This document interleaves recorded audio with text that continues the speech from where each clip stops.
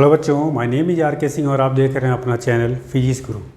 अगर आपको याद हो बेटा, तो लास्ट क्लास में हम लोगों ने करंट इलेक्ट्रिसिटी के 2 लेक्चर हो चुके हैं। पहली क्लास में हम लोगों ने डिस्कस किया था बेसिकली जो बेसिक टर्म्स होते हैं करंट के। ठीक है, करंट क्या होता है, करंट ड्रिफ्ट वेलोसिटी क्या होती है, रिलैक्सेशन टाइम क्या होता है एंड सो ऑन। ठीक, और सेकेंड क्लास में हम लोगों ने उसकी जो पहले क्लास में कॉन्सेप्ट पढ़े थे उस पर न्यूमेरिकल किया था और ओम्स लॉ किया था।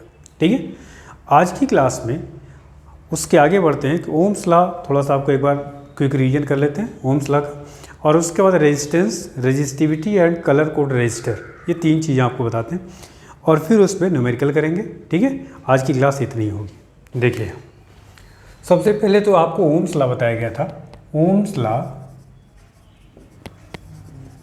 देखिए क्या आया था, V/I equal to R equal to ml/ne² A tau.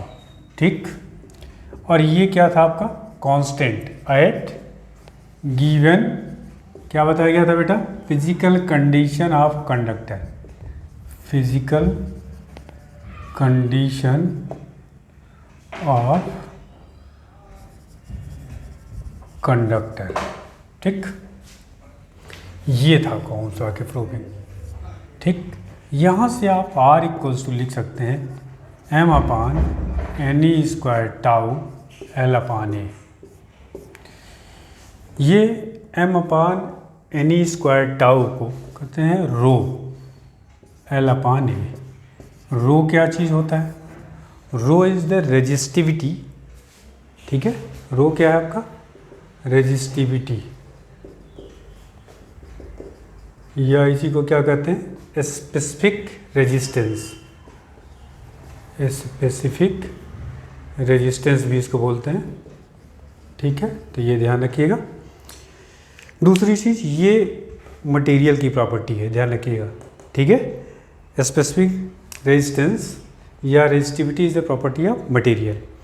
अब इस फॉर्मूले को बच्चों को याद तो रहता है ये फॉर्मूला, बट कैसे यूज करना है, इसमें L क्या चीज़ है, A क्या है। L जनरली बच्चा याद कर लेता है, L is the length of the conductor, A is the area of cross section of the conductor. लेकिन ध्यान रखिएगा, मान लीजिए ये है, अब मैं ये कह दूं कि ये आपका एक कंडक्टर है, इसमें करंट ऐसे फ्लो कर रही है। ठीक, और ये रेडियस है R, ये इसकी लेंथ है, तो बच्चा बड़ा आसानी से बता देगा कि L लेंथ हो गया और इसका area of cross section πr² हो जाएगा। लेकिन अगर मैं इसी में क्वेश्चन में मैं कह दूँ करंट ऐसे फ्लो कर रहा है, ये कुछ इस तरह से कंडक्टर है, देखिए ऐसे,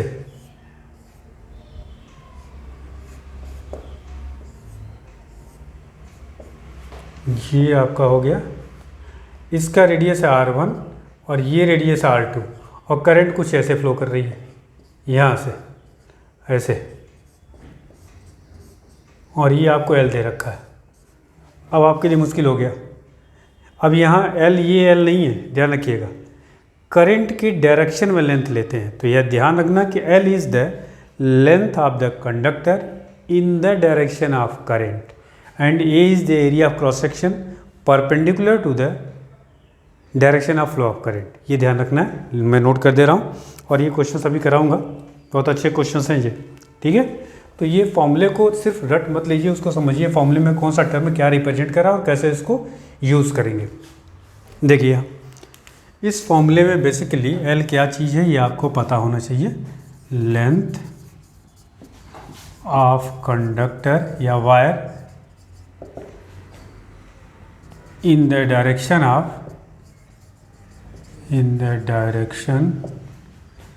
ऑफ करंट। बात समझ में आ गई। ए क्या चीज़ है, A equal to area of cross section, ये क्या है, area of cross section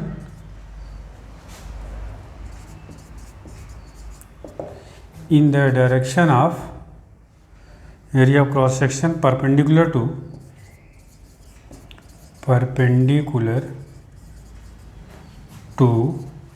the direction of current, to the direction of current, ये ध्यान रखना। ठीक, और रो आपका मटेरियल की प्रॉपर्टी है, बात समझ में आ गई। तो ये दोनों पॉइंट्स आपको एग्जैक्टली पता होना चाहिए, क्योंकि अभी क्वेश्चन जब अच्छे question, normal question high school inter वाले तो कोई दिक्कत नहीं, आ जाएंगे, बट जैसे ही आप कॉम्पिटिटिव क्वेश्चन में घुसेंगे तो फिर आपको मुश्किल कर देगा कि यहाँ पे एल क्या लें और ए क्या लें, तो ध्यान रखना इसको। दूसरी चीज़, ये तो फॉर्मूला था जो कि आपको लास्ट क्लास में बताया गया था ओम्स लॉ का। एम क्या चीज़ होता है, mass of the electron. N क्या होता था, कंडक्टर के अंदर इलेक्ट्रॉन डेंसिटी, मतलब number of free electron per unit volume, unit volume में कितने इलेक्ट्रॉन्स हैं, वो है एन। ये ध्यान रखिएगा, अभी क्वेश्चंस कराऊंगा तो इसकी ज़रूरत पड़ेगी। E is the charge on electron and tau is the relaxation time. Relaxation time क्या होता था, relaxation time is the average time interval between two collision of electrons. और ये आपका एल क्या है, लेंथ ऑफ द कंडक्टर बता दिया, ये क्या है आपको समझ में आ गया। तो अगर फिजिकल कंडीशन का मतलब मटेरियल को नहीं बदलना है, उसका टेम्परेचर कांस्टेंट रख रहे हैं, उसका डायमेंशन, लेंथ और एरिया को कांस्टेंट रख रहे हैं, तो उस केस में जो आपका कंडक्टर का रेजिस्टेंस होगा वह क्या होगा, कांस्टेंट होगा, मतलब V upon I equal to क्या होगा, R। ठीक, अब इसी से आगे हम लोग बढ़ते हैं बेटा, रेजिस्टेंस और रेजिस्टिविटी में थोड़ा सा डिस्कशन करते हैं। What is resistance and resistivity.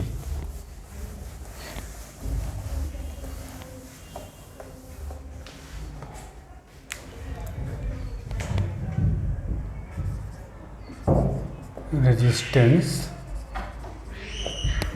Are and resistivity, या इसी को हम लोग कहते हैं स्पेसिफिक रेजिस्टेंस। स्पेसिफिक रेजिस्टेंस, और किसको, इसको किससे रिप्रेजेंट करते हैं, रो से।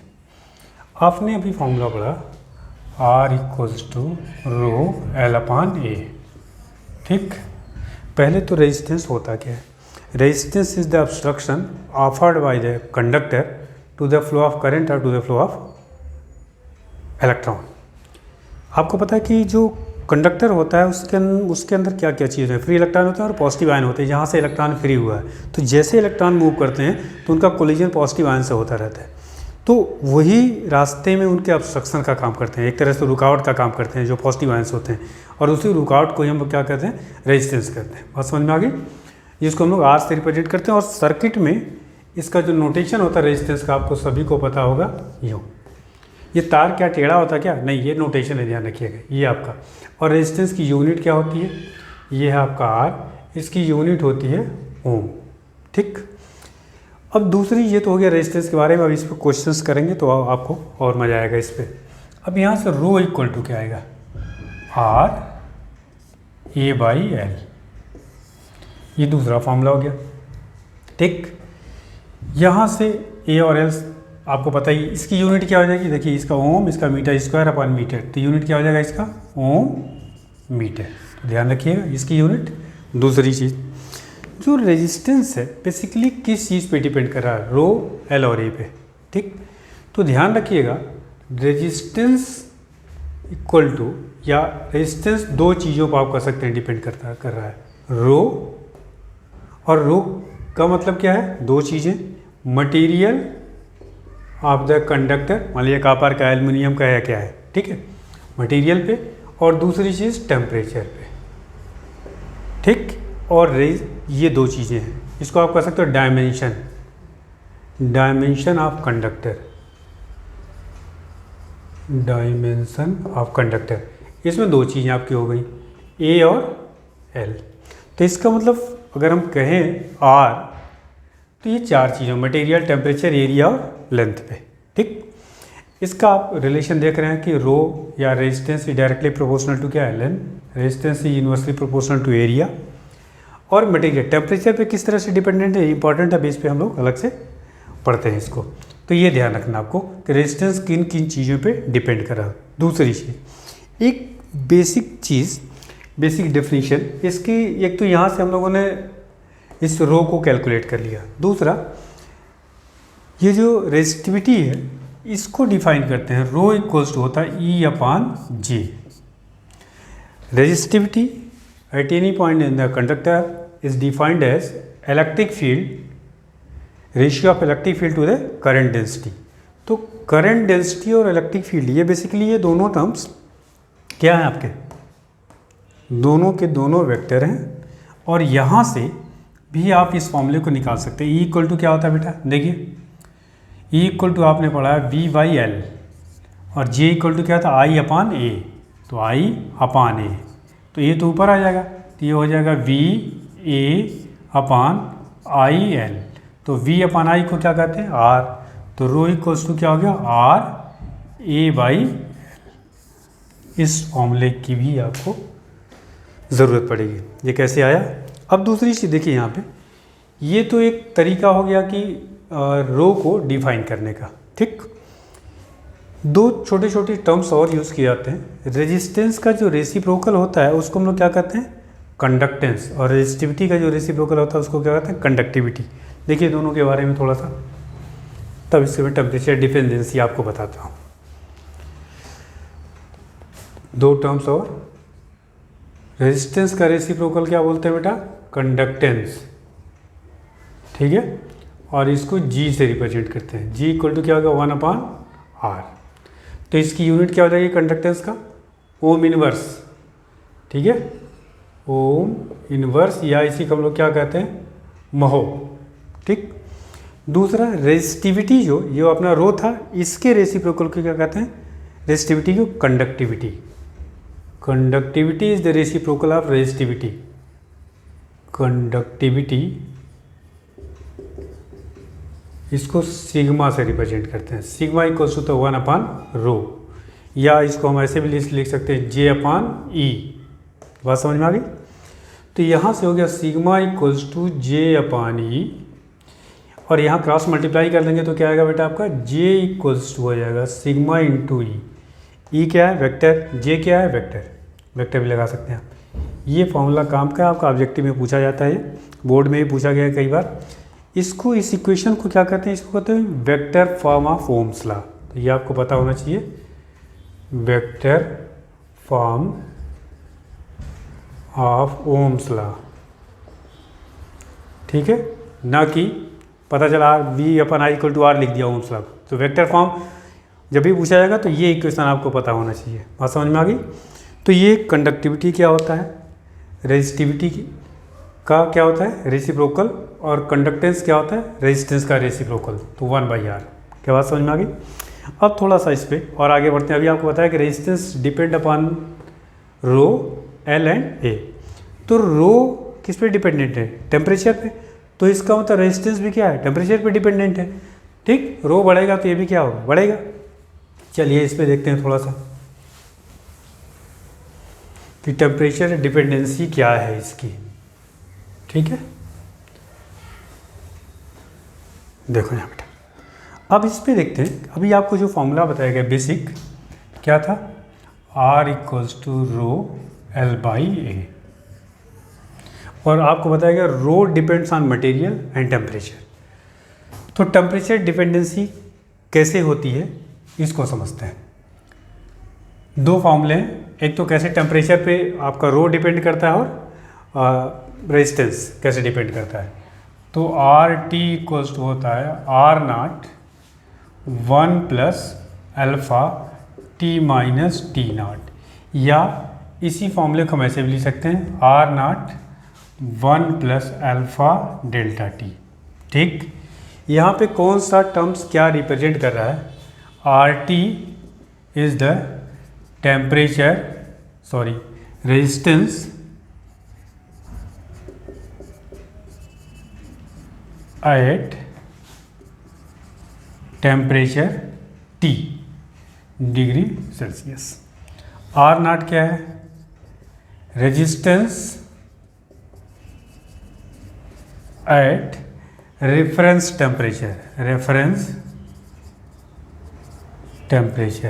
एक चीज़ ध्यान रखना है, अल्फ़ा जो होता है ये कंडक्टर्स मेटल के लिए और एलॉय के लिए हमेशा ध्यान रखिएगा पॉजिटिव होता है।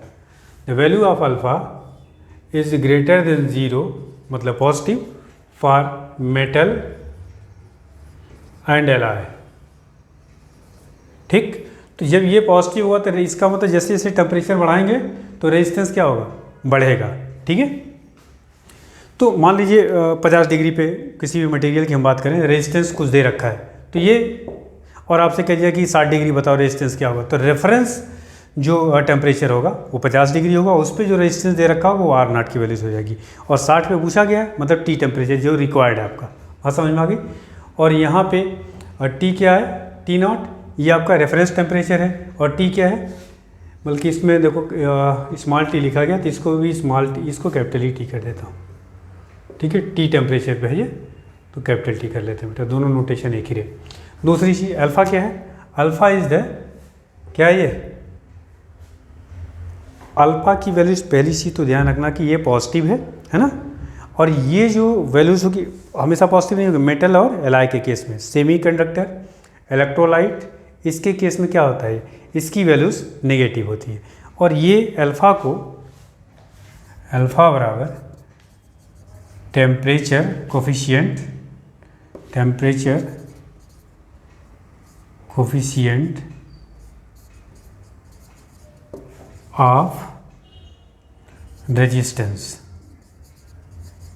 ठीक है। टेम्परेचर कोफिशिएंट ऑफ रेजिस्टेंस, इसकी वैल्यूज क्या बताया, मेटल, बेसिकली हम लोग मेटल को ही यूज़ करते हैं, तो ये पॉजिटिव होता है। दूसरी चीज़ अल्फ़ा की वैल्यूज नेगेटिव भी होती है, कब, for semi conductor and electrolyte, semi conductor and electrolyte, ये ध्यान रखना। अच्छा, अब इसका मतलब ये हुआ कि सेमी कंडक्टर और इलेक्ट्रोलाइट के लिए रेजिस्टेंस क्या होगा, टेम्परेचर बढ़ाएंगे तो रेजिस्टेंस, देखो टी यहाँ बढ़ेगा, तो ये नेगेटिव होने की वजह से ये क्या हो जाएगा, घटेगा, उल्टा होता है। तो याद क्या रखना है कि मेटल और एलॉय के लिए जैसे टेम्परेचर आप बढ़ाएंगे तो रेजिस्टेंस बढ़ेगा, और सेमीकंडक्टर और ये आपका इलेक्ट्रोलाइट के लिए, इसके लिए क्या होगा, घटेगा, ठीक। तो ये तो बेसिक फॉर्मूला हो गया, इस फॉर्मूले का यूज़ हमें करना है, इस पर न्यूमेरिकल्स भी आते हैं, ये ध्यान रखना है। अच्छा, सिमिलर फार्मूला इसके लिए भी होता है, रेजिस्टेंस रेजिस्टिविटी के लिए, तो ये फार्मूला आप लिख सकते हैं, rho T is equals to rho not 1 plus alpha 1 plus alpha T minus T not, ठीक। या इसको ऐसे भी लिख सकते हैं, rho not 1 plus alpha delta T, ये हो गया रो टी। टी टेम्परेचर पर जिस पे आपको रिक्वायर्ड है, आप इसे स्पेसिफिक रेजिस्टेंस या रेजिस्टिविटी कैलकुलेट कर सकते हैं। बस फ़र्क क्या है, ये तो आपको समझ में आ गया, टी और टी नॉट क्या है। अब ये हो गया रेजिस्टेंस एट टेम्परेचर टी, और ये आपका हो गया जो रो नॉट है, रेजिस्टिविटी एट रेफरेंस टेम्परेचर। यहाँ अल्फ़ा क्या आ जाएगा, temperature coefficient of resistivity, temperature coefficient of, यहाँ रेजिस्टेंस है उसमें क्या हो जाएगा, टेम्परेचर कोफिशिएंट ऑफ रेजिस्टिविटी।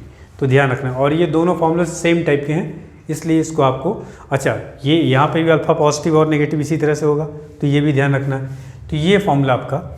अब एक चीज़ और समझते हैं थोड़ा सा, आपको अगर हम बात करें मेटल्स की, है ना, मेटल के केस में या कंडक्टर के केस में, कंडक्टर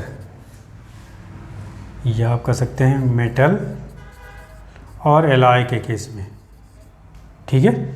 इस केस में जैसे टेम्परेचर आप बढ़ाएंगे, ठीक, तो आपको 2-3 चीज़ें पता होनी चाहिए। जो आपका रेजिस्टेंस है और रेजिस्टिविटी दोनों बढ़ेगा, रो भी बढ़ेगा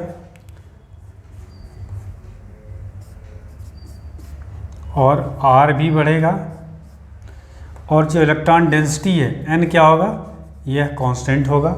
लेकिन अभी आपको थोड़ी देर पहले मैंने बताया था एक फॉर्मूला, रो इक्वल्स टू, देखिए ये आपका फॉर्मूला, रेजिस्टेंस का फॉर्मूला क्या था, ml अपान NE स्क्वायर ए टाउ, यही तो था। इसमें जो m अपान NE स्क्वायर टाउ था, यही तो रेजिस्टिविटी थी।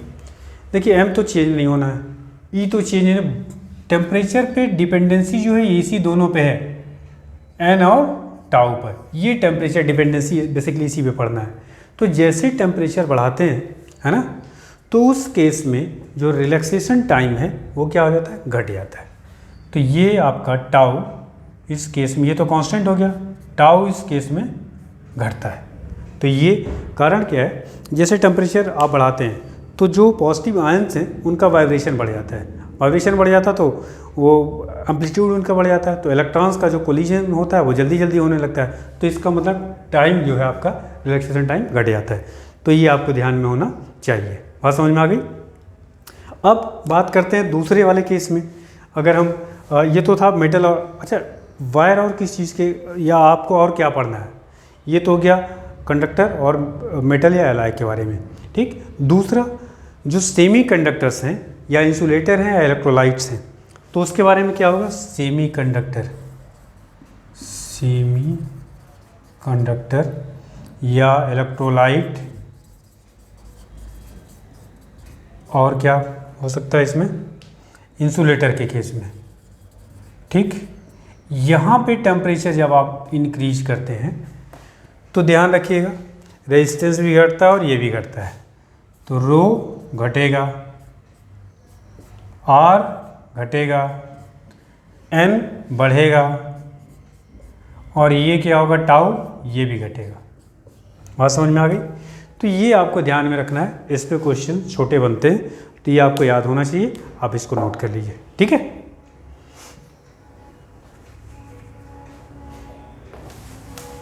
ये तो हो गई बेसिक चीज़ें रेजिस्टेंस और रेजिस्टिविटी के बारे में, और किस तरह से टेम्परेचर बढ़ाने पर क्या चीज़ें बढ़ती घटती हैं, है ना।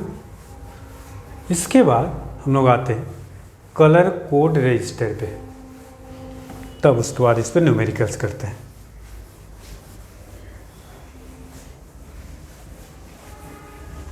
चलिए, होता क्या है कि कोई भी जो रेजिस्टेंस होता है, जो भी रजिस्टर, बहुत सारी डिवाइसेज भी, चूँकि आपको पता है कि किसी भी डिवाइस का, जितने भी हम अपने घर में चीज़ें यूज़ करते हैं, चाहे वो आपका फ़ैन हो, चाहे ट्यूबलाइट हो, चाहे जो भी रेफ्रिजरेटर हो, जितनी भी electronic devices, electrical devices use करते हैं हम लोग, उसमें रेजिस्टेंस हर जगह लगा होता है। मेन सर्किट के 3 एलिमेंट होते हैं, एल, सी और आर। अभी हम लोग क्या पढ़े हैं, आर। उसके बाद अगला जो टॉपिक आएगा वो सी आएगा, और एल कहाँ पे पढ़ेंगे, ऑल्टरनेटिंग करंट में। तो ये 3 मेजर सर्किट एलिमेंट है जिसके बिना काम नहीं चलता है, ठीक है। तो अब हम लोग अगर बात करें रेजिस्टेंस की, तो रेजिस्टेंस का आपका नोटेशन बताया कि किस तरह से सर्किट में करते हैं। दूसरा उसका यूनिट क्या होता है, क्या फार्मूला होता है, और उस पर खैर न्यूमेरिकल सभी तो करना है। लेकिन जो रेजिस्टेंस होता है बेसिकली ये छोटा छोटा, बेटा ये तो बहुत बड़ा आपका जो पेन है, ये तो छोटा सा होता है इतना, और इस पर रेजिस्टेंस कितना ओम है, इसका, इस रजिस्टर का रेजिस्टेंस कितना है, बेसिकली वो लिखा हुआ नहीं होता है, वो एक कोड के फॉर्म में होता है, और उसको आपको डी कोड करना होता है। आप समझ जाएंगे कि ये कितने ओम का रेजिस्टेंस है बेसिकली, ठीक है। तो इसी को समझना कि कोडिंग और डिकोडिंग कैसे करते हैं, रेजिस्टेंस कैसे पता करते हैं, इसको कहते हैं कलर कोड रजिस्टर।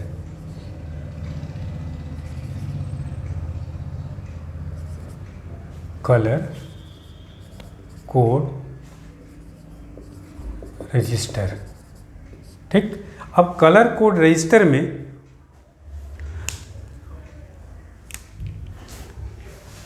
स्पेलिंग गलत हो गई है, COLOUR। कलर कोड रजिस्टर में बेसिकली होता क्या है, एक कुछ इस तरह से होता है, जैसे ये आपका सिलेंड्रिकल शेप में बेसिकली ये रेजिस्टेंस होते हैं, और स्पेशल मटेरियल का बना हुआ, उसके ऊपर एक प्लास्टिक का जैकेट, जैसे यही आपका सिलेंड्रिकल शेप में, और ये मटेरियल होता है, इसके ऊपर एक प्लास्टिक का कवर जैकेट पहना देते हैं, और उसके ऊपर अलग अलग कलर की 4 रिंग्स बनी होती हैं।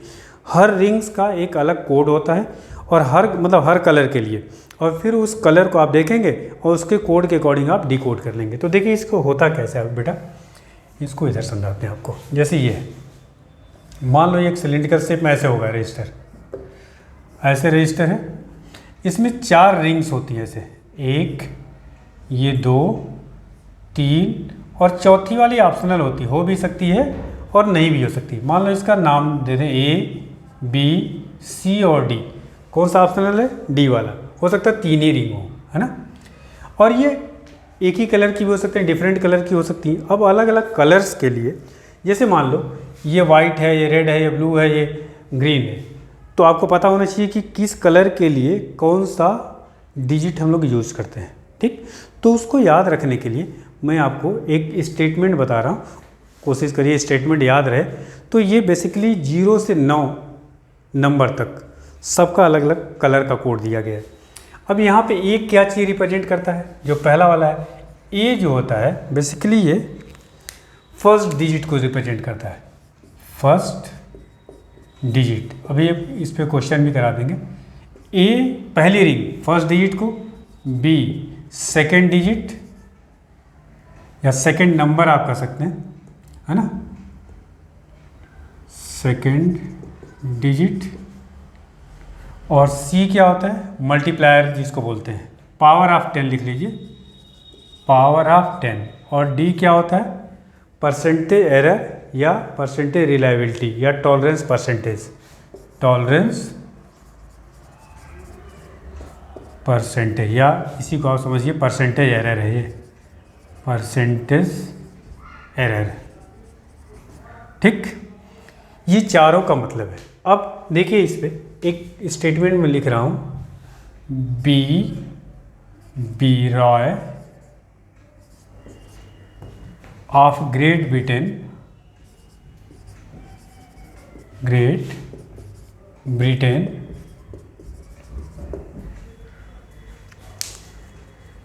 B.B. Roy of Great Britain has very good wife,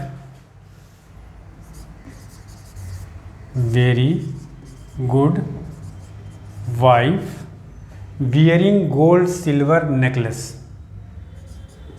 wearing gold silver necklace। इसका मतलब समझिए क्या बताया, B.B. Roy of great Britain, ये कैपिटल लेटर से लिखा हुआ है, ये कलर के लिए यूज़ किया गया बेटा। हैज़ वेरी गुड वाइफ, इसको भी कैपिटल ही लिखिए आप, very good wife wearing gold silver necklace. अब समझिए इसमें बेसिकली ये देखिए है क्या, सीरियल नंबर, ये आपका है कलर या कोड, और दूसरा आपका है कलर, और तीसरा आपका है इसमें इसके लिए जो नंबर अलॉट है, नंबर, और उसके बाद यहाँ चाहे तो मल्टीप्लायर लिख सकते हैं। और ये इस वाले कॉलम में कर दे रहा हूँ आपके टॉलरेंस परसेंटेज, टॉलरेंस परसेंटेज। तो अगर गोल्ड है तो गोल्ड का कितना होता है बेटा, 5%। चौथी वाली अगर ये रिंग गोल्ड की है तो इसका मतलब उसके करस्पॉन्डिंग 5% परसेंटेज एरर हो सकता है। सिल्वर का है तो कितना होता है, 10%। और नेकलेस का तो नो फोर्थ बैंड, अगर ये चौथी वाली नहीं है तो नो फोर्थ बैंड, इसका मतलब नो फोर्थ बैंड, इसका मतलब 20%। ये है परसेंटेज एरर के लिए ये तीनों। ठीक, अब बात करते हैं इसके सीरियल नंबर। चलिए 1 2 ये 10 नंबर्स हैं कुल, 3 4 5 6 7 8 9 10। देखिए 1 2 3 4 5 6 7 8 9 10। ठीक, तो पहला जो ये है कोड बी, फिर बी आर, आप कह सकते हैं इसका सिंबल है ये ओ वाई। पहले इसको लिख लेते हैं B.B. रॉय का। ये क्या होता है बेटा, colour black, brown, red, O for orange, Y for yellow. ठीक, B.B. रॉय का मतलब समझ में आ गया। ग्रेट ब्रिटेन, जी ग्रेट और ब्रिटेन, G फॉर ग्रीन और B फॉर ब्लू। ठीक, अब बचा क्या, वेरी गुड वाइफ, इसका पहला लेटर V है, V for violet, G for grey, G for grey, और W for white, W for white. तो ध्यान रखना है ये क्या है, black brown red orange yellow green blue violet grey and white. ठीक, इस ब्लैक कलर के लिए जो नंबर अलॉट किया गया वो है 0। उसका आप 1, इसके करस्पॉन्डिंग 2, इसके लिए 3, इसके लिए 4, इसके लिए 5, इसके लिए 6, इसके लिए 7, इसके लिए 8 और इसके लिए 9। 0 से लेकर के 9 तक के नंबर्स हर कलर के करस्पॉन्डिंग अलॉट कर दिए गए। ठीक, अब यहाँ पे जो आपका थर्ड है पावर ऑफ 10, ठीक है, इसको अभी समझाते हैं क्वेश्चन के साथ ही आपको क्या है इसका मतलब। और ये जो लास्ट में लिखा है वियरिंग गोल्ड सिल्वर नेकलेस, तो गोल्ड का अगर फोर्थ बैंड है तो 5%, सिल्वर है तो 10% और नो फोर्थ बैंड है तो इसका मतलब 20%। ये बेटा इसी ऑर्डर में आपको याद होना चाहिए। अब एक क्वेश्चन इस पर छोटा सा कर लेते हैं ताकि आपको क्लियर हो जाए, है ना। मान लीजिए इसी क्वेश्चन में मैं, चलिए ये तो मैं मिटा ही दूँ, नोट कर चुके होंगे आप। देखिए ये आपका यहीं पे क्वेश्चन बना देता हूँ ताकि आपको समझ। मान लीजिए एक रजिस्टर दे रखा है, पहली रिंग जो है इसकी मान लीजिए वाइट कलर की है, वाइट, दूसरी सपोज के लिए रेड दिया है, तीसरी मान लीजिए ब्लैक दिया है और चौथी मान लीजिए ये फोर्थ वाला है, मान लीजिए सिल्वर का दे रखा है, सिल्वर। अब वाइट के करस्पॉन्डिंग देखिए कौन सा नंबर आपको दिया गया है, 9। तो इसमें जो पहली रिंग है उसके लिए क्या लिखा है, फर्स्ट डिजिट, तो वाइट के नीचे लिख लिए 9। रेड के लिए देखिए क्या लिखा हुआ है, 2, तो सेकेंड जो रिंग है वो सेकेंड डिजिट के लिए हो गया, तो 92 ये बन गया। ठीक, तीसरा क्या दिया है, ब्लैक, ब्लैक का मतलब पावर ऑफ 10 लिखा हुआ है, तो इनटू इसको ऐसे लिखते हैं बेटा, 10 पे पावर, ब्लैक का करस्पॉन्डिंग नंबर क्या है 0, तो 10 पावर 0 हो गया। ठीक, या मान लीजिए ब्लैक के जगह पे ये कुछ और होता, सपोज के लिए ऑरेंज होता, मान लीजिए अगर ये ऑरेंज होता, ठीक, तो ऑरेंज के करस्पॉन्डिंग कितना है 3, तो इसको क्या लिखते हैं 10 पावर 3। इसी को लिखा गया है power of 10। First ring represents first digit, पहला डिजिट लिख लो, सेकेंड रिंग सेकेंड डिजिट, तीसरा पावर ऑफ 10 और उसके बाद इधर क्या लिखा सिल्वर। तो ये परसेंटेज एरर को कैसे लिखते हैं आप, प्लस माइनस के साथ, तो सिल्वर के लिए क्या दिया हुआ 10%, ये हो गया 10%। समझ में आ रही बात, इतना ओम रेजिस्टेंस हो गया है। इस रजिस्टर का जो रेजिस्टेंस वैल्यू है वह बेसिकली 92 × 10 पावर 3 ओम और एरर कितना हो सकता है, प्लस माइनस 10%। दूसरी चीज़, कभी कभी क्या होता है कि इसके साथ रजिस्टर के साथ कलर दिया लिखा होगा और आपको उसकी वैल्यूज़ निकालना है, इसका उल्टा भी हो सकता है सवाल। ये आपको डेटा दे रखा हो और आपसे कह दे कि उस जो रजिस्टर है उसमें कौन कौन से कलर यूज़ किए गए, तो जब आपको पता है कि ये पहली डिजिट पहली वाली और कलर के लिए है, तो देखिए 9 के करस्पॉन्डिंग कौन सा कलर है, वाइट, इसका मतलब पहली रिंग क्या रही होगी, वाइट। दूसरा 2 के सामने जाइए तो क्या है, रेड, तो इसका मतलब सेकेंड वाली रिंग रेड की। ऑरेंज, अब ये जैसे 10 पावर 3, तो 3 के करस्पॉन्डिंग देखिए ऑरेंज, तो इसका मतलब तीसरा ऑरेंज है। यहाँ 10% लिखा हुआ है, इसका मतलब चौथी वाली रिंग क्या रहेगी, सिल्वर। अगर मान लो ये 20% दिया, मान लो ये रिंग है ही नहीं, सपोज कर लो ये 3 ही रिंग है, ये वाली नहीं है, तो फिर हम क्या लिखते हैं इसको 20%। जब यहाँ 20% लिखते तो 20% के करस्पॉन्डिंग आप समझ जाते, इसका मतलब चौथी रिंग नहीं सिर्फ 3 ही रिंग यूज़ की गई है।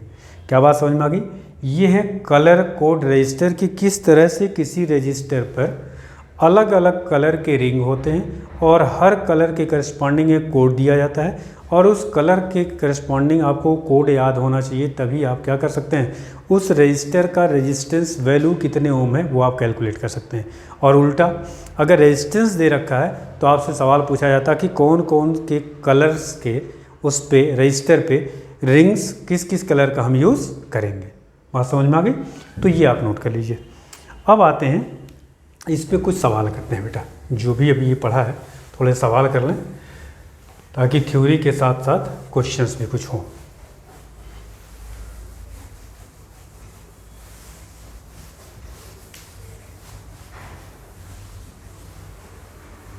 चलिए, पहला सब क्वेश्चन है आपका, कुछ क्वेश्चंस उठाते हैं। देखिए बेटा, क्वेश्चन में एक बार रीड कर देता हूँ। 2 wires A and B of same material having radii in the ratio 1:2 carry current in the ratio 4:1. Find the ratio of drift speed of electron in A and B. दो wire दे रखे हैं. देखिए पहला question आपका, दो wire है ए और B. ए मान लीजिए और ये आपका बी है. ठीक, सेम मटेरियल है, सेम ऐसे नोट कर लीजिए, सेम मटेरियल दोनों वायर का. Having radii in the ratio, मान लीजिए इसका रेशियो पहले वाले का रेडियस आर है, दूसरे R1 है, दूसरे का R2. R1/R2 आपको दे रखा है 1/2. कैरीज करंट का रेशियो क्या दे रखा है, I1/I2 दे रखा है 4:1. ठीक, आपसे पूछा जा रहा find the ratio of drift speed of the electrons in A and B. Drift speed पूछा जा रहा, तो drift speed VD of A और VD ऑफ बी, ये आपसे पूछा जा रहा. बात समझ में आ गई. अब देखिए सेम मटेरियल होने का मतलब क्या होगा. इसका मतलब ये हुआ कि मटेरियल सेम है तो इलेक्ट्रॉन डेंसिटी क्या होगी, सेम होगी. आपने फॉर्मूला पढ़ा है, पिछली क्लास में बताया था, I = NeAVD. बात समझ में आ गई. तो पहली चीज़, पहले वाले अगर मैं वायर ए की बात करूं तो ये हो जाएगा I1 = NeA1VD1. ठीक, एरिया अलग अलग है, क्यों, क्योंकि रेडियस अलग है. सेम मटेरियल है तो n तो सेम ही होगा, और ये आपको पता ही सेम है, ये पूछा जा रहा है. और I2 सेकंड वाले के लिए क्या हो गया, इसको इक्वेशन बंद कर लो. सेकंड के लिए हो जाएगा NeA2VD2. दोनों को आप डिवाइड कर दिए, दोनों इक्वेशन को, तो क्या आ गया आपका I1/I2 = A1/A2 VD1/VD2. VD क्या है, ड्रिफ्ट वेलोसिटी. बात समझ में आ गई. अपने को ये निकालना है तो ये इधर मल्टीप्लाई कर लीजिए. अब आपका ये क्वेश्चन हो गया VD1/VD2 = I1/I2, और यहाँ देखिए A2/A क्या आ जाएगा, A1. A2/A1, या इसको आप ले सकते हैं I1/I2. एक क्या है, area of cross section. Area of cross section कैसे निकालेंगे बेटा, πr². तो ये हो जाएगा πr2/πr1². ये तो कैंसिल हो गया आपका. तो ये आपका आया I1/I2 × R2/R1². अब वैल्यूज आप पुट कर दीजिए. I1/I2 आपको देखिए दे रखा है 4/1, और R2/R1 ये है 2/1, पलट जाएगा, ये हो गया 2/1². तो ये 2 का स्क्वायर 4, 4 × 4 16, तो ये हो गया 16:1. ये आपका हो गया ratio of drift velocity of electrons in wire A and B. बात समझ में आ गई. नोट कर लीजिए क्वेश्चन. ठीक है,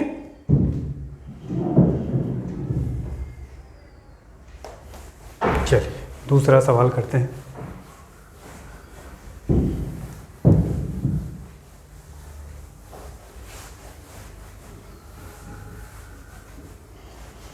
सेकेंड क्वेश्चन करते हैं. सेकेंड क्वेश्चन बेटा ये है, if the electron density small n = 8.5 × 10⁻28 per meter cube, how long does an electron take to drift from one end of wire 3 meter long to its other end? If area of cross section of the wire is 2 × 10⁻⁻6 meter square and current I = 3 ampere. Note कर लिया question. देखिए क्या क्या दिया हुआ question में. An electron density, second question में आपको इलेक्ट्रॉन डेंसिटी दे रखा है n = 8.5 × 10⁻28 per meter cube. बात समझ में आ गई. How long does an electron take to drift, time पूछा है, कितना टाइम लेगा, कि जो आपका वायर है वो कितने मीटर उसका लेंथ है, 3 मीटर.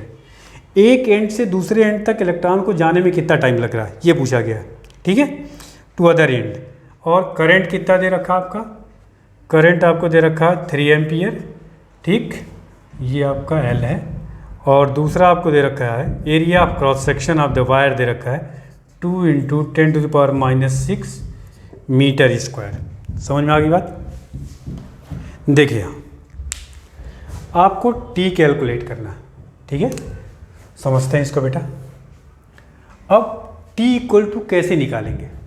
ये जो आपका वायर है ये 3 मीटर दे रखा है और इलेक्ट्रॉन जो यहाँ से चला यहाँ तक, तो इसका बेसिकली टाइम पूछा गया, ड्रिफ्ट टाइम। तो टी इक्वल्स टू क्या हो जाएगा? यहाँ से देखिए टी इक्वल टू हो जाएगा L upon V, length upon velocity, और किस वेलोसिटी से इलेक्ट्रॉन चलता है? ड्रिफ्ट वेलोसिटी, तो ये हो गया एल अपान वी डी। तो टी की वैल्यूज आपकी आ गई, बात समझ में आ गई। अब अगर एल तो दे रखा है, वी डी निकल जाए तो काम चल जाएगा। आपने फॉर्मूला पढ़ा है I equals to N E A V D, बात समझ में आ गई। अब यहाँ वी डी की वैल्यूज क्या आ जाएगी? यहाँ से ध्यान दीजिए, वी डी इक्वल टू आपका आ जाएगा आई अपान एन ई ए, बात समझ में आ गई। V D equal to V D यहाँ पर पुट कर दीजिए, तो टी इक्वल्स टू आपका आ जाएगा L upon V D. V D का मतलब आई अपान एन ई ए, ये ऊपर आ जाएगा, तो एल एन ई ए अपान आई, ये आपका आ गया टाइम का। अब लेंथ कितना दे रखा है? देखिए आपके क्वेश्चन में 3 मीटर दे रखा है। इलेक्ट्रॉन डेंसिटी कितनी दे रखी है? 8.5 इंटू 10⁻28, देखिए यहाँ दिया है। ई कितना होता है आपको पता है, 1.6 into 10⁻19। Area of cross section भी दे रखा है 2 इंटू 10⁻6, 2 इंटू 10⁻6, बात समझ में आ गई। अपान कितना होगा? देखिए नीचे क्या बचा आपका, नीचे आपका करंट कितनी दे रखी है बेटा? कुछ, अच्छा ये भी 3 ही दे रखा है, ठीक है, 3 एम्पियर। अच्छा यूनिट में कहीं कुछ चेंज करना नहीं, ठीक।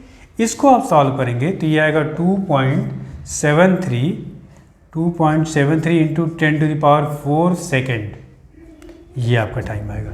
या इसको अगर आप चेंज करते हैं आर में, घंटे में चेंज करेंगे तो कितने से डिवाइड करेंगे आपको पता है, ठीक है।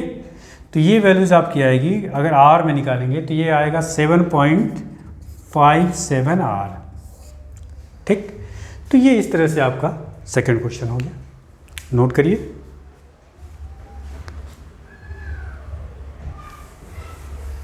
चलिए अगले क्वेश्चन की तरफ चलते हैं।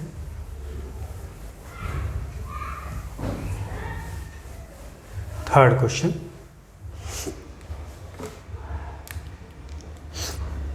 थर्ड क्वेश्चन ये है बेटा, the V I graph of a conductor at temperature T1, बहुत इंपॉर्टेंट सवाल है। द वी आई ग्राफ मतलब voltage current graph of a conductor at temperature T1 and T2 is as shown in the figure, then T2 minus T1 is proportional to, 4 option दे रखे हैं आपसे। T2 ये है आपका अगला क्वेश्चन, वो कुछ ऐसा है, एक ग्राफ दे रखा है, एक ये है, इधर आपका करंट है, इधर आपका वोल्टेज है, ये T1 टेम्परेचर पे किसी कंडक्टर का दे रखा है और ये T2 टेम्परेचर पे दे रखा है। ये एंगल दे रखा है थीटा और ये एंगल दे रखा है थीटा, ठीक। अब आपका क्वेश्चन ये है, पूछा ये गया T2 minus T1 is proportional to, किसके प्रोपोर्शनल होगा? 4 ऑप्शन आपको दे रखा है। पहला cos 2 थीटा, दूसरा साइन थीटा, तीसरा cot 2 थीटा और चौथा आपका दे रखा है tan थीटा, ठीक। समझते हैं इस सवाल को।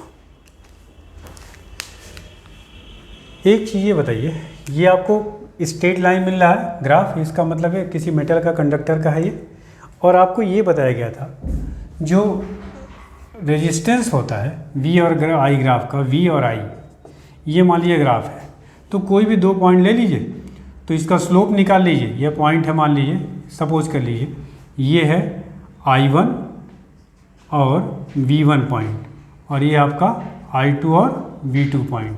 तो इसका स्लोप क्या हो जाएगा?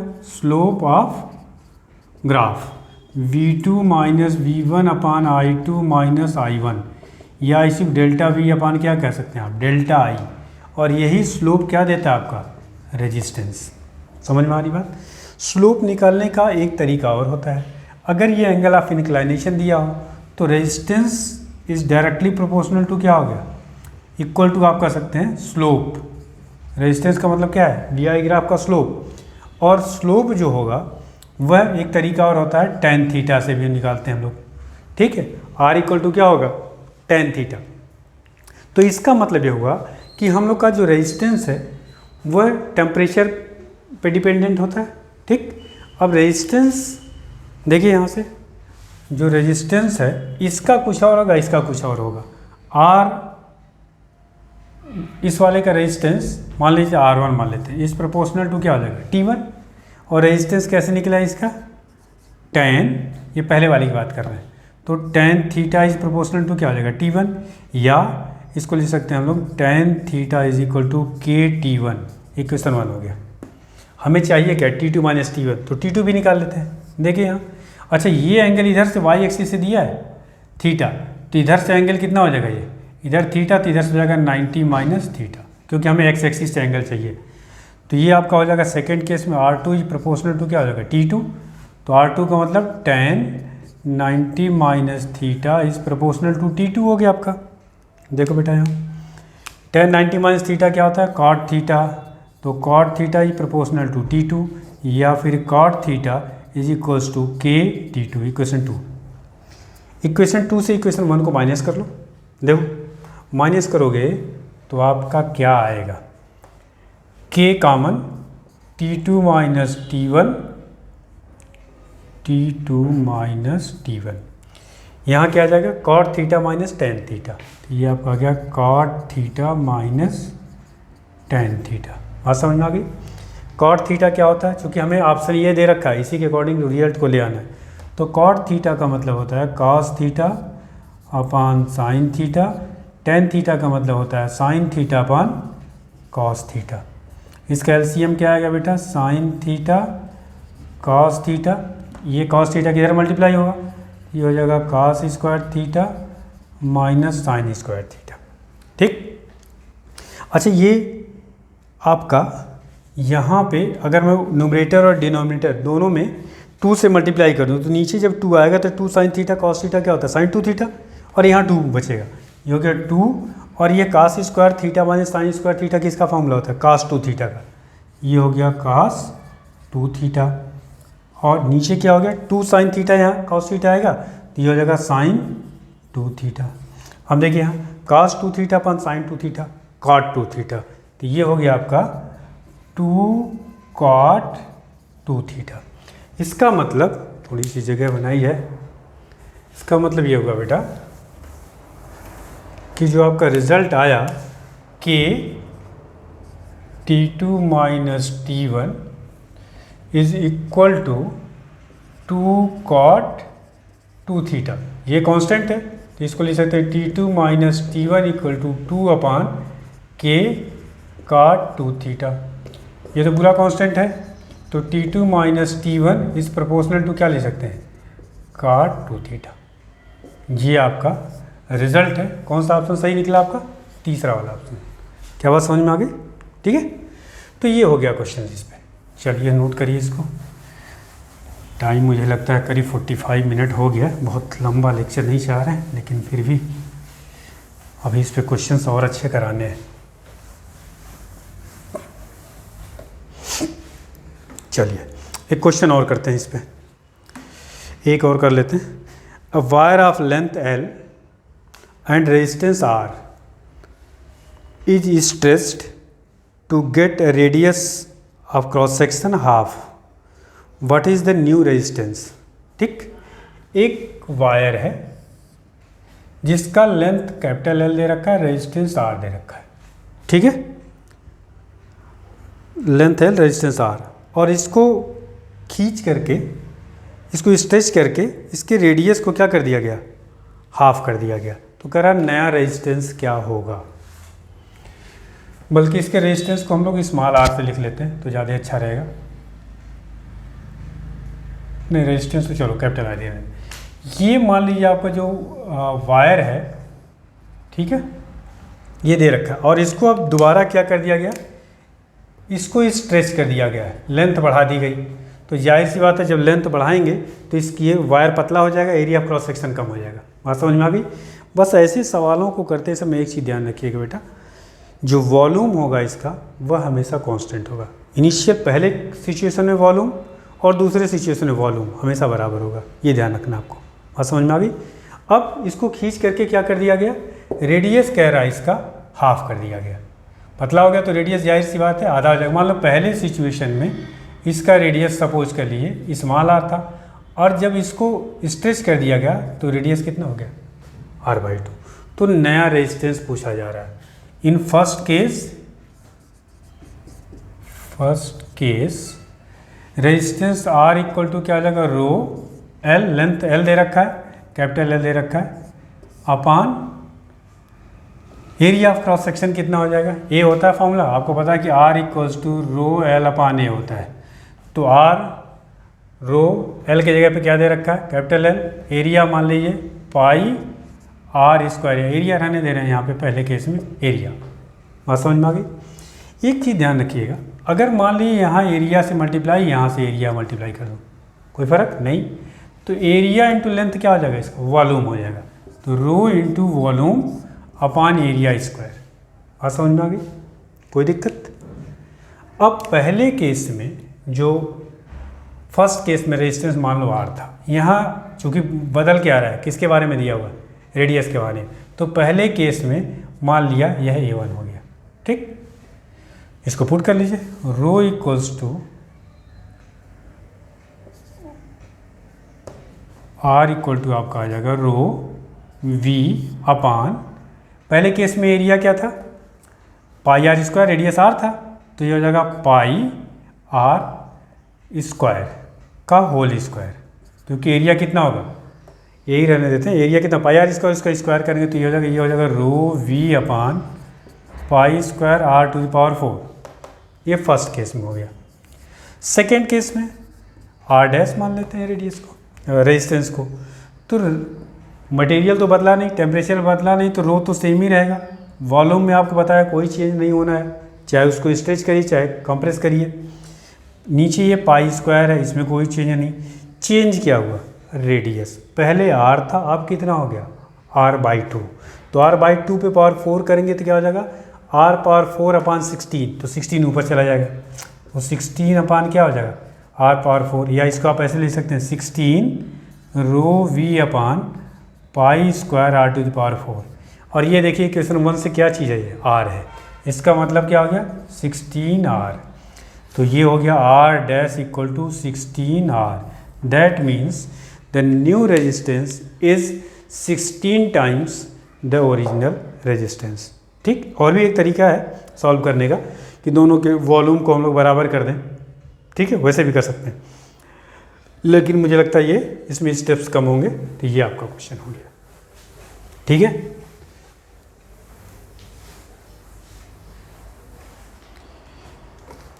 एक क्वेश्चन और करते हैं इस पर। क्वेश्चन ये है, find VD means drift velocity in a copper wire of cross section 1 × 10⁻⁻7 metre square having current 1.5 ampere, assume each copper atom contribute 1 electron. ठीक, एंड डेंसिटी ऑफ कॉपर दे रखा है आपको, atomic mass of copper 63.5, Avogadro number दे रखा है 6 × 10⁻23। देखिए क्या क्या दिया हुआ है वो लिखता हूँ। Find the drift velocity in the copper, ये आपका हो गया VD, आपसे पूछा जा रहा है ना। Wire of area of cross section, area कितना दे रखा है 1 × 10⁻⁻7 मीटर स्क्वायर। ठीक, हैविंग करंट 1.5 एम्पियर, आई आपको दे रखा है 1.5 एम्पियर। ठीक, assume each copper atom contribute 1 electron, density of copper कितना दे रखा है 9 × 10⁻³ kg/m³। ठीक, एटॉमिक मास कितना दे रखा है, atomic mass equals to 63.5, Avogadro number कितना दे रखा है इस क्वेश्चन में 6 × 10⁻23। ठीक, इतनी चीज़ें आपको दे रखी हैं क्वेश्चन। अब देखिए इसको सॉल्व करना, ड्रिफ्ट वेलोसिटी निकालना। आपको पता है आई दे रखा है ड्रिफ्ट, लेकिन आपको पता ये बेसिकली आई इक्वल्स टू क्या होता है फॉर्मूला, NEAVD।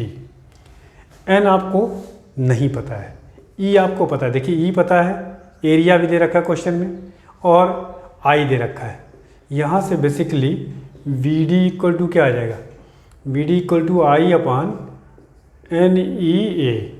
तो I तो दे रखा है, E दे रखा है, A दे रखा है, ठीक।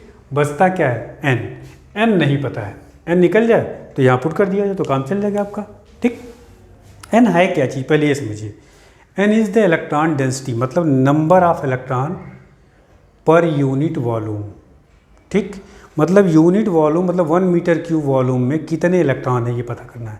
तो अगर ये पता चल जाए 1 मीटर क्यूब का मास कितना है, जैसे यहाँ से डेंसिटी पता चल गई, ये देखिए डेंसिटी दे रखा है, ये कितने का दे रखा है, 1 मीटर क्यूब का कितना मास दे रखा है, 9 × 10³ kg।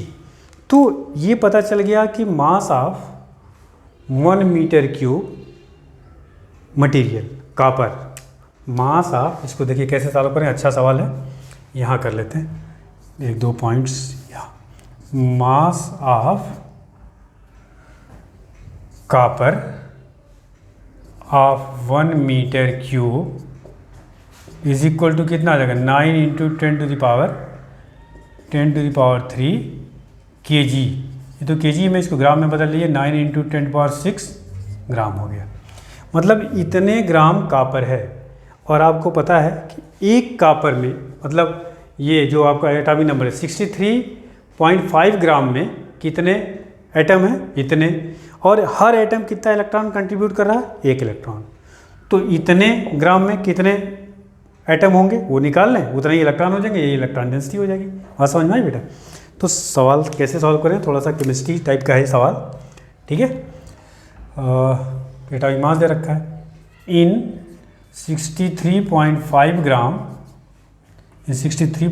Gram, number of atoms, इसको ऐसे लैंग्वेज लिखा जाए बेटा, number of atom in 63.5 gram equal to कितना है, अवोगाड्रो नंबर कितना दे रखा है इस क्वेश्चन में, 6 × 10⁻23। 1 ग्राम में कितना हो जाएगा, इन 1 ग्राम 6 × 10⁻23 अपान 63.5। तो कितने ग्राम में हमें चाहिए, इतने ग्राम में। तो ये आपका इतने से मल्टीप्लाई कर लेंगे तो ये हो जाएगा आपका, यही लिख लेता हूँ, 9 × 10⁻6 ग्राम में कितना हो जाएगा, 6 × 10⁻23 × 9 × 10⁻6 अपान 63.5। क्या बात समझ में आ गई। इसको आप सॉल्व करेंगे तो ये आएगा 8.5 × 10⁻28 पर मीटर क्यूब, ठीक। अभी पिछले सवाल में यूज़ किया था ये डेटा, याद करिए, ठीक है। तो ये n आ गया। अब आप यहाँ पुट कर दीजिए, आई की वैल्यूज कितनी दे रखी है क्वेश्चन में बेटा, 1.5 एम्पियर। n आपका कितना आ गया, 8.5 × 10⁻28, ई कितना 1.6 × 10⁻19। एरिया ऑफ क्रॉस सेक्शन कितना दे रखा, देखिए कहाँ गया, ये 1 × 10⁻7, 1 × 10⁻7, ठीक। ये आपका हो गया VD। इसको जब आप सॉल्व करेंगे इस वैल्यू को तो ये आएगा 1.1 × 10⁻3, 1.1 × 10⁻3 मीटर पर सेकेंड। ये आपका हो गया ड्रिफ्ट वेलोसिटी, ठीक है। आज बेटा क्लास थोड़ी लग रहा लंबी हो गई, तो आज की क्लास यही रखते हैं। अब इस पे और क्वेश्चंस कराने हैं मुझे, ठीक है। अगली क्लास में क्वेश्चन 2-4 और करा करके फिर combination of resistance, series parallel, उस पर तो बहुत क्वेश्चन है। और ध्यान रखिए वो बहुत इंपॉर्टेंट है, क्योंकि कैपेसिटर में फिर सीरीज पैरेलल आएगा और सिमिलर टाइप के प्रॉब्लम्स होते हैं, ठीक है। Thank you.